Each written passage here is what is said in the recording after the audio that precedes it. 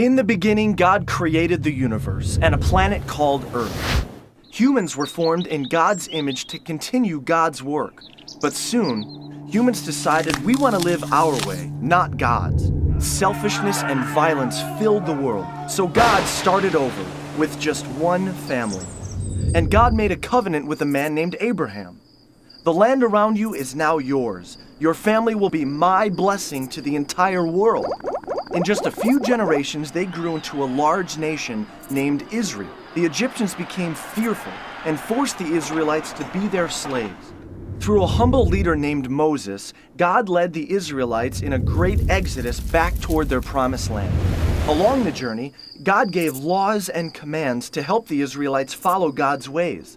Finally, after 40 years of struggle and complaining in the desert, the Israelites arrived back home in the promised land.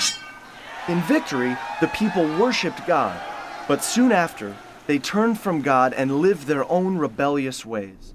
This became a pattern from generation to generation. Israel's greatest judge was Samuel. He followed God's ways and spoke for God as a prophet.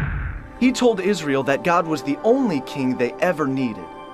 But they desired to be like the corrupt nations surrounding them and insisted, "We want a human king who we can see to rule over us just like the other nations." So Samuel found a man named Saul to be Israel's first king. His reign began well, but before long, Saul stopped following God's ways and made many bad decisions. So Samuel told Saul, "Because you have turned your back on God, God has rejected you as a king." Samuel's search for the next king led to a courageous young shepherd boy named David. When David grew up to be king, God blessed him and the Israelites greatly. But David was not perfect. He had an affair with a married woman and committed a murder to cover it up. But deep inside, David always loved God and would return to living in God's ways. Known as the poet warrior, he wrote music to God called psalms, heartfelt expressions of prayer, struggle, and thankfulness. After many years as king, David gave the throne to his son Solomon. God also told David, "One day, one of your descendants will rule with a kingdom that will never end." Solomon succeeded his father David, becoming the richest king in Israel's history. Full of God's wisdom, Solomon wrote books like Proverbs and built a magnificent temple, a permanent tabernacle reminding people of God's continual presence. But Solomon strayed from God, marrying corrupt wives who led him into worshiping false gods. Civil war broke out, dividing the country into a northern kingdom called Israel and a southern kingdom called Judah. Soon, both of these kingdoms were led by corrupt kings who ignored God's ways. During this time, prophets were sent as messengers, calling the Israelites to return to God. They warned of the destructive consequences ahead. The prophet Elijah, a wild and rugged man, showed up false prophets by calling on God to give an awesome display of fire. The prophet Elisha followed him, bringing a boy back to life by causing him to sneeze. These prophets challenged the Israelites and their kings to return to God's better ways. But the Israelites would not listen. Distracted in their own rebellion, other nations swept in and conquered both of the kingdoms of Israel and Judah.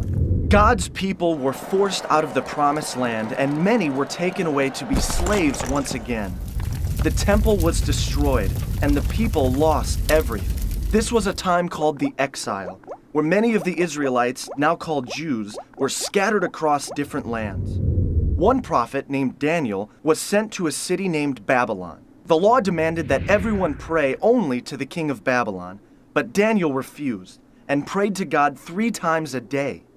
So Daniel was thrown into a pit of hungry lions. But God closed the mouths of the lions, and Daniel emerged the next morning without a scratch.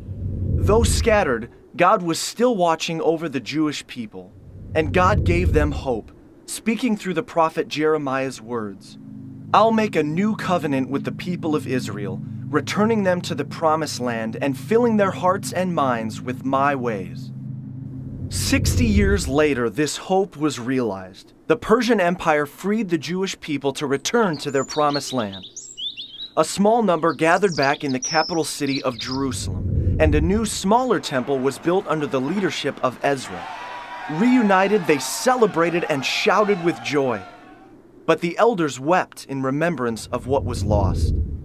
Prophets like Malachi and Isaiah pointed to the future and a coming king, a Messiah, one who would fully restore Israel and bring a new kingdom of peace. So the Jewish people waited and hoped, and God would not speak through the prophets again for 400 years.